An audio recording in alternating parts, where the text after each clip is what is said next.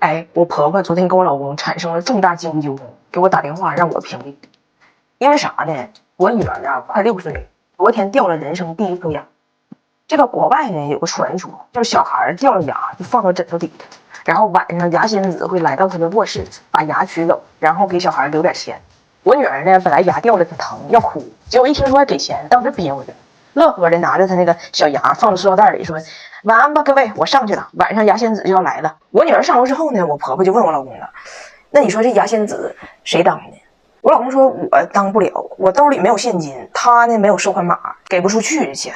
我婆婆说我呢咱说也不是不能当，但是我现在兜里呢没有小钱，我最小的现金是$20，你说我拿$20那得是换什么牙？金牙呀，这个铜话有点昂贵，要不然呢今天晚上我就先把那牙拿走，完给他留封信，就说下次掉牙的时候一起给，然后你呢明天赶紧去求点现金，完你给。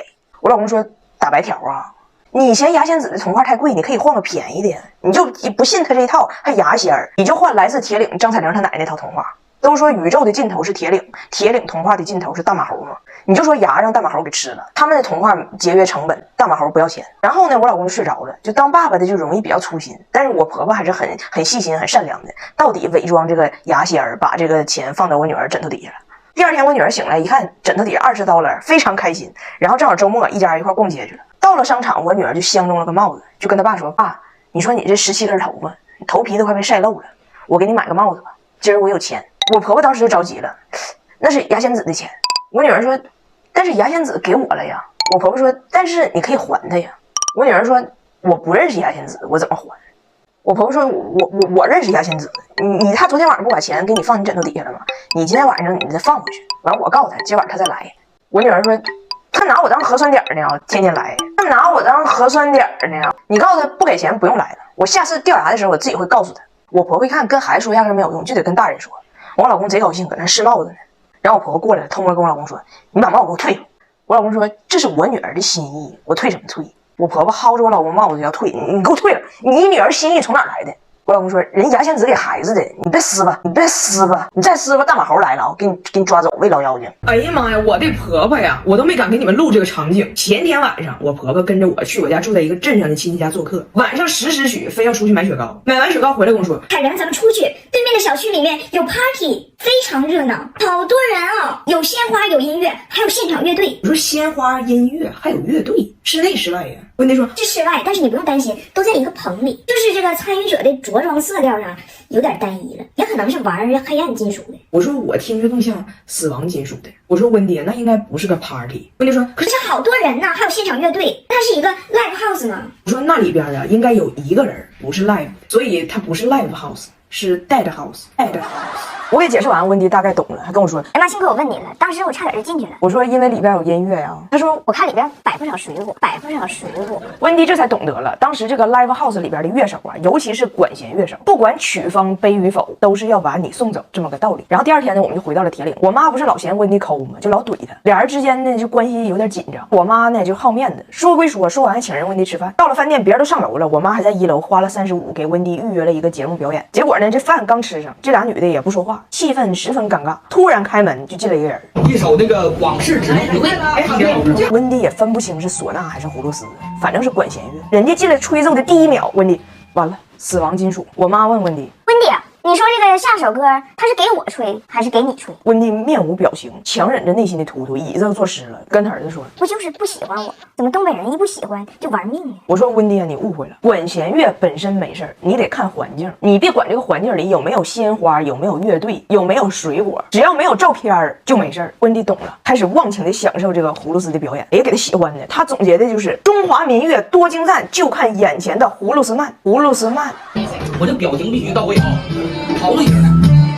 跟我说，哎呀，你看这葫芦丝慢吹葫芦丝，你看他是靠这个眉毛挂档的吗？太酷了！你就看这个表情，你说是悲是欢是离是合，咋说都行。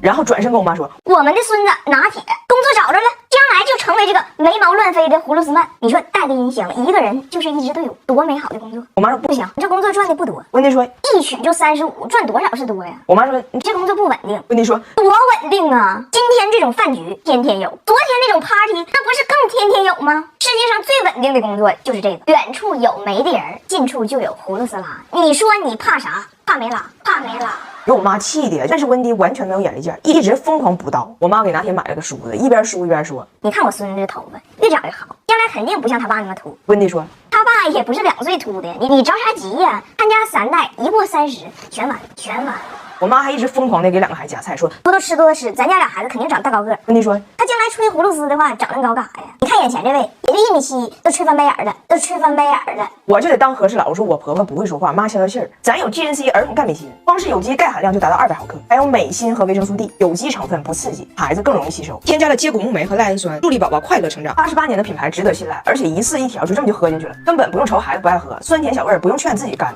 你这么大肚子，给大肚子人吃。 A few moments later. 酒过3巡，也不知道为啥，温迪给我妈赐了个名叫 Jessica。哦 ，Jessica out again。哎呀，你要不说我还不知道呢，我以为是我跟你有点不愉快是我的错呢。现在我才发现，你们家祖孙3代都没啥正经人。哎呀，哦。啊，烦谁不知道，这人真是抽啊。温迪来了，为了见到半年未见的孙女和从未谋面的孙子，他从温哥华一个人漂洋过海来到了中国。这是温迪第一次来中国。我跟大胖媳妇结婚8年，父母都没见过面。我家这几个近亲说到底都是网友。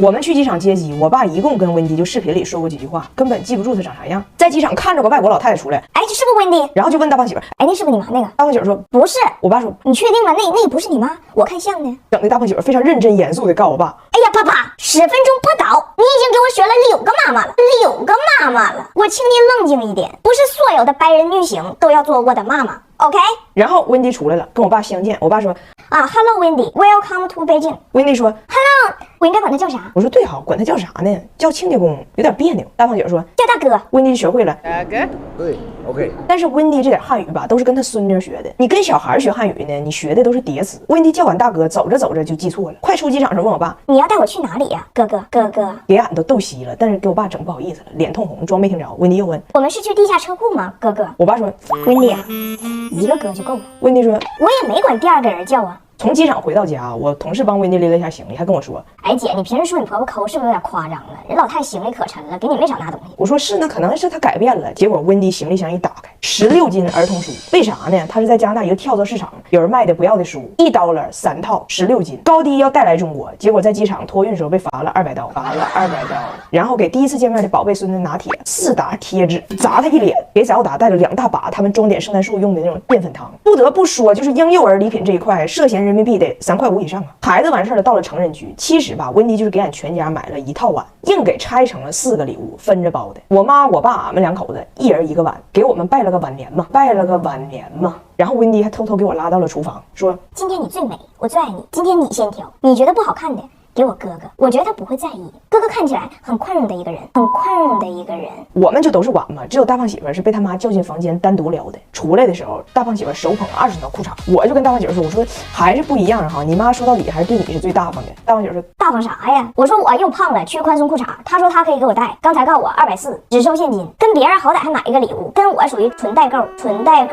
然后晚上我爸就请所有人出来吃饭，大胖媳妇呢都觉得他妈给我爸1个碗太寒碜了，路上赶紧去买了一瓶好酒，在饭店的走廊里就给温迪了。温迪说哦，亲爱的，这又是什么鬼把戏？大胖媳妇说妈，你记住，这个是你要送给你哥哥的礼物啊。温迪说啊，那还要我花钱吗？大胖媳妇你赶紧进去吧。我爸这不收着酒了吗？说啊，哎呀，我还不知道呢，加拿大人互相也给这个。温迪说我的就加拿大人给的。我爸说你的礼物很贵呀。温迪问他儿子，我的礼物很贵呀。我爸说你看你一个加拿大人来到了中国，哎，这么努力来适应我们的文化，这个与其说你送的是一份礼物，不如说你送的是一份真心。温迪问他儿子，我的真心到底多少钱呢？谁能告诉我，我送的到底是啥呀？是啥呀？